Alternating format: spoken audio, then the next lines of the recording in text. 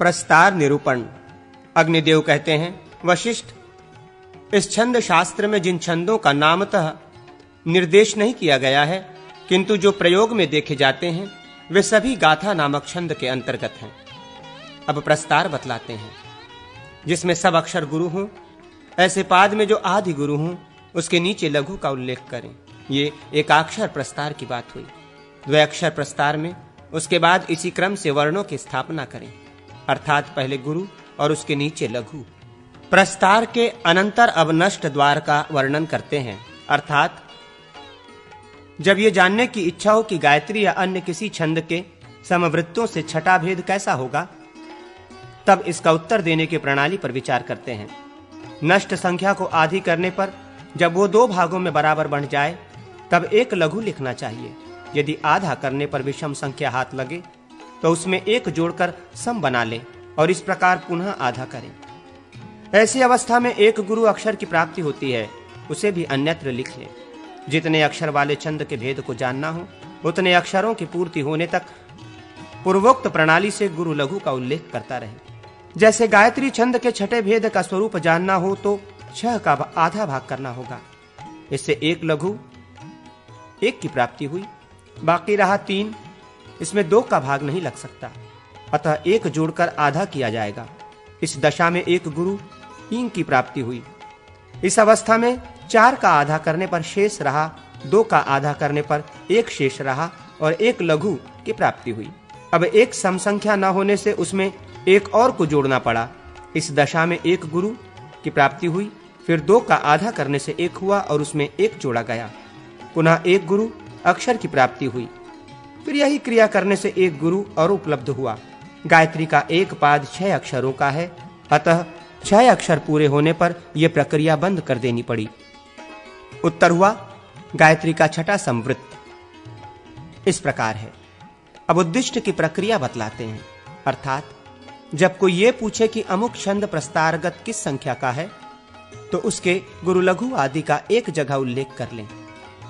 इनमें जो अंतिम लघु हो उसके नीचे 1 लिखें, फिर विपरीत क्रम से, अर्थात उसके पहले के अक्षरों के नीचे क्रमशः दूनी संख्या लिखता जाए। जब यह संख्या अंतिम अक्षर पर पहुंच जाए तो उस द्विगुणित संख्या में से 1 निकाल दें, फिर सब को जोड़ने से जो संख्या हो वही उत्तर होगा। अथवा यदि वो संख्या गुरु अक्षर के स्थान में जाती हो तो पूर्व स्थान की संख्या को दूनी करके उसमें से 1 निकाल कर रखें, फिर सबको जोड़ने से अभिष्ट संख्या निकलेगी। उद्दिष्ट की संख्या बतलाने का सबसे अच्छा उपाय यह है कि उस छंद के गुरु लघु वर्णों को क्रमशः एक पंक्ति में लिख लें और उनके ऊपर क्रमशः 1 से लेकर दूने दूने अंक रखता जाए, अर्थात प्रथम पर 1, द्वितीय पर 2, तृतीय पर 4, इस क्रम से संख्या बैठाएं। फिर केवल लघु अक्षरों के अंकों को जोड़ लें और उसमें से 1 और मिला दे तो वही उत्तर होगा। जैसे तनुमध्या छंद गायत्री का किस संख्या का वृत्त है, ये जानने के लिए तनुमध्या के गुरु लघु वर्णों तगण यगण को इस प्रकार लिखना होगा। फिर क्रमशः अंक बिछाने पर 1, 2, 4, 8, 16, 32 इस प्रकार का होगा। इसमें केवल लघु अक्षर के अंक 4, 8 जोड़ने पर 12 होगा, उसमें 1 और मिला देने से 13 होगा। यही उत्तर है। तात्पर्य यह है कि तनु मध्या छंद गायत्री का 13वां संवृत्त है। अब बिना प्रस्तार के ही वृत्त संख्या जानने का उपाय बतलाते हैं। इस उपाय का नाम संख्यान है। जैसे कोई पूछे कि 6 अक्षर वाले छंद की संवृत्त संख्या कितनी होगी, इसका उत्तर जितने अक्षर के छंद की संख्या जाननी हो उसका आधा भाग निकाल दिया जाएगा। इस क्रिया से 2 की उपलब्धि होगी। जैसे 6 अक्षरों में से आधा निकालने से 3 बचा, किंतु इस क्रिया से जो 2 की प्राप्ति हुई उसे अलग रखेंगे। विषम संख्याओं में से 1 घटा दिया जाएगा, इससे 0 की प्राप्ति होगी, उसे 2 के नीचे रख दें। जैसे 3 में से 1 निकालने पर 2 बचा, किंतु इस क्रिया से जो 0 की प्राप्ति हुई उसे 2 के नीचे रखा गया। 3 से 1 निकालने पर जो 2 बचा था उसे भी 2 भागों में विभक्त करके आधा निकाल दिया गया। इस क्रिया से पूर्ववत 2 की प्राप्ति हुई और उसे 0 के नीचे रख दिया गया। अब 1 बचा, ये विषम संख्या है। इसमें से 1 बाद देने पर 0 शेष रहा, साथ ही इस क्रिया से 0 की प्राप्ति हुई। इसे पूर्ववत 2 के नीचे रख दिया गया। 0 के स्थान में दुगुना करे इस नियम के पालन के लिए निचले शून्य को 1 मानकर उसका दूना किया गया। इससे प्राप्त हुए अंक को ऊपर के अर्ध स्थान में रखें और उसे उतने से ही गुणा करें। जैसे शून्य स्थान को 1 मानकर दूना करने और उसको अर्ध स्थान में रखकर उतने से ही गुणा करने पर 4 संख्या होगी। फिर शून्य स्थान में उसे ले जाकर पूर्वत दूना करने से 8 संख्या हुई। पुनः इसे अर्ध स्थान में ले जाकर उतनी ही संख्या से गुणा करने पर 64 संख्या हुई। यही पूर्वोक्त प्रश्न का उत्तर है। इसी नियम से उष्णिक के 128 और उनष्टुप के 256 संवृत होते हैं। इस प्रश्न को इस प्रकार लिखकर हल करें। अर्ध स्थान 2 8 गुना 8 64। शून्य स्थान 0 अल्प विराम 4 गुना 2 8। अर्ध स्थान 2 अल्प विराम 2 गुना 2 4। शून्य स्थान 0 अल्प विराम 1 गुना 2 2। गायत्री आदि छंदों की संख्या को दूनी करके उसमें से 2 घटा देने पर जो संख्या हो वो वहां तक के छंदों की संयुक्त संख्या होती है। जैसे गायत्री की वृत्त संख्या 64 को दूना करके 2 घटाने से 126 हुआ। ये एकाक्षर से लेकर षडाक्षर पर्यंत सभी अक्षरों के छंदों की संयुक्त संख्या हुई। जब छंद के वृत्तों की संख्या को द्विगुणित करके उसे पूर्ण ज्यों का त्यों रहने दिया जाए, 2 घटाया न जाए, तो वो अंक बाद के छंद की वृत्त संख्या का ज्ञापक होता है। गायत्री की वृत्त संख्या 64 को दूना करने से 128 हुआ। ये उष्णिक की वृत्त संख्या का योग हुआ।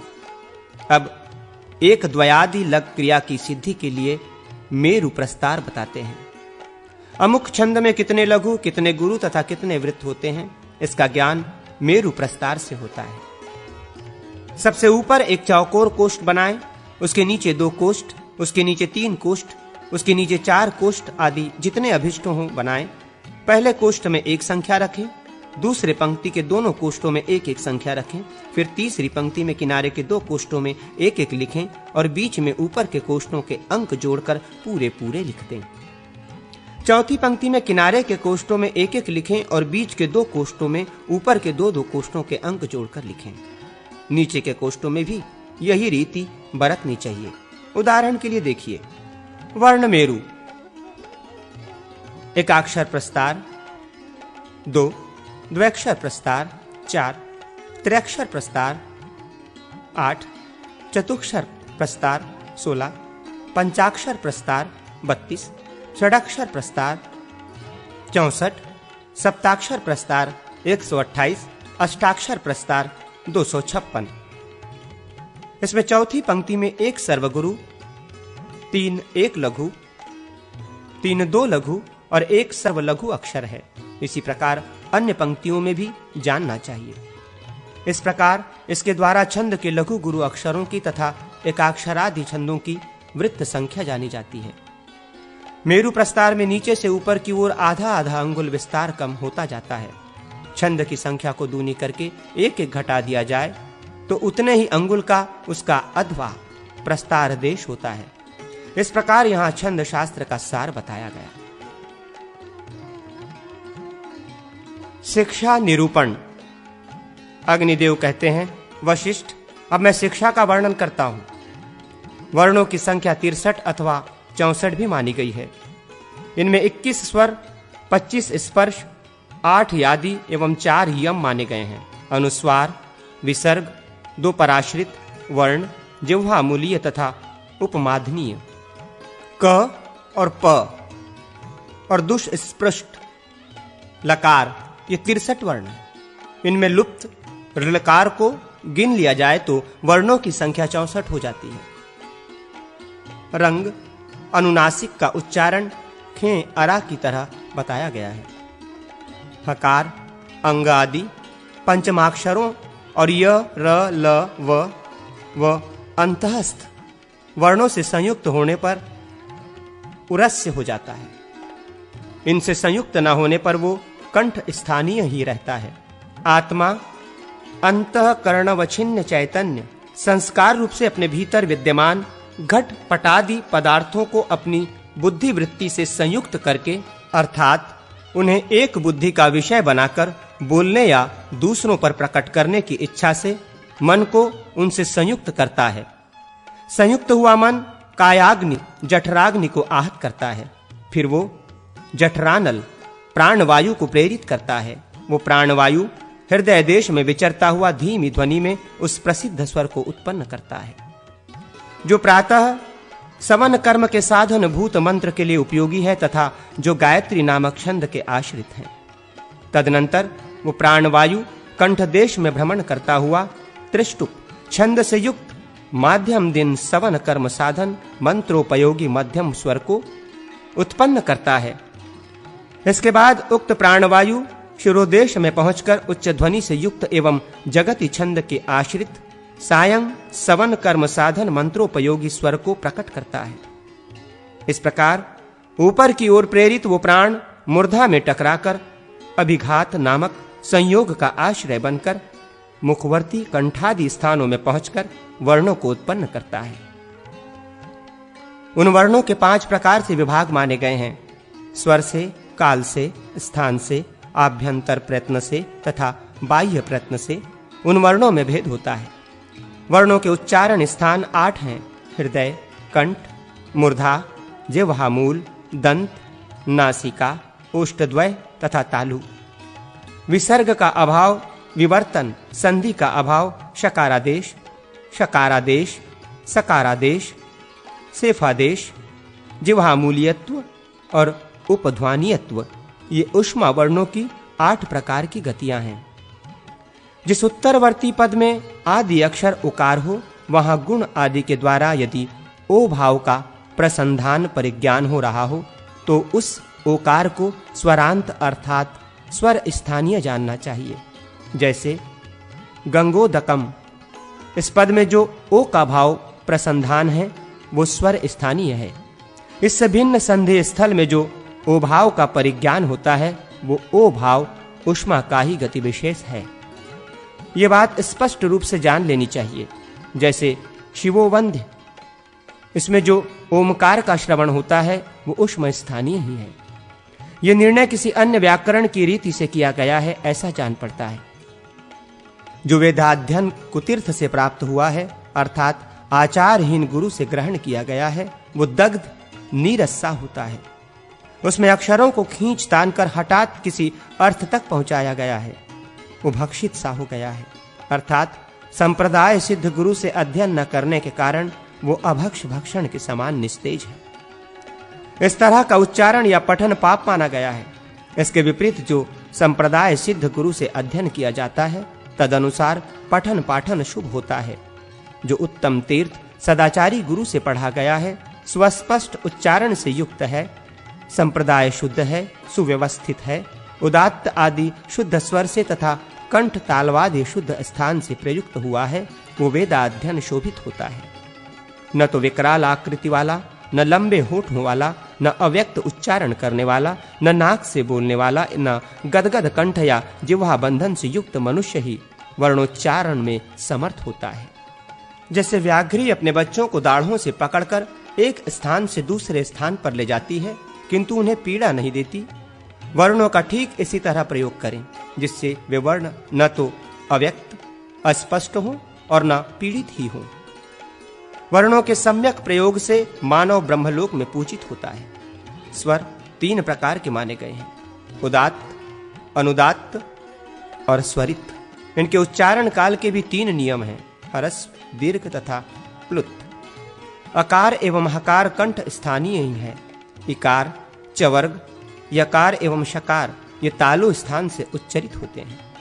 उकार और पवर्ग ये दोनों होष्ठ स्थान से उच्चरित होने वाले हैं। ऋकार, टवर्ग, रेफ एवं शकार ये मूर्धन्य तथा लकार, तवर्ग, लकार और सकार ये दंत स्थानीय होते हैं।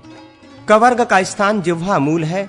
वकार को विद्वज्जन दंत और ओष्ठ से उच्चरित होने वाला बताते हैं। एकार और एकार कंठ तालव्य तथा ओकार एवं औकार कंठोष्ठ्वज माने गए हैं। एकार, एकार तथा ओकार और औकार में कंठ स्थानीय वर्ण अकार की आधी मात्रा या एक मात्रा होती है। अयोगवाह आश्रय स्थान के भाग ही होते हैं, ऐसा जानना चाहिए। अच, अ, ई, उ, री, ल, ए, ओ, ए, औ ये स्वर स्पर्शा भाव रूप विवृत प्रयत्न वाले हैं। यण, य, व, र, ल, इश, इत, स्पृष्ट एवं शल, श, श, स, ह अर्ध स्पृष्ट अर्थात इषद विवृत प्रयत्न वाले हैं। शेष हल अर्थात क से लेकर म तक के अक्षर अस्पृष्ट प्रयत्न वाले माने गए हैं। इनमें बाह्य प्रयत्न के कारण वर्ण भेद जानना चाहिए। यम प्रत्याहार में स्थित वर्ण या, म, अंग, ण, न अनुनासिक होते हैं। हकार और रेफ अनुशासिक नहीं होते। हकार, झकार तथा शकार के संवार घोष और नाद प्रयत्न है। यण और जश इनके ईशनाद अर्थात अल्प्राण प्रयत्न है। ख, फ आदि का विवार अघोष और श्वास प्रयत्न है। चर, च, ट, त, क, प, श, श, स का इच्छा श्वास प्रयत्न जानना चाहिए। यह व्याकरण शास्त्र वाणी का धाम कहा जाता है।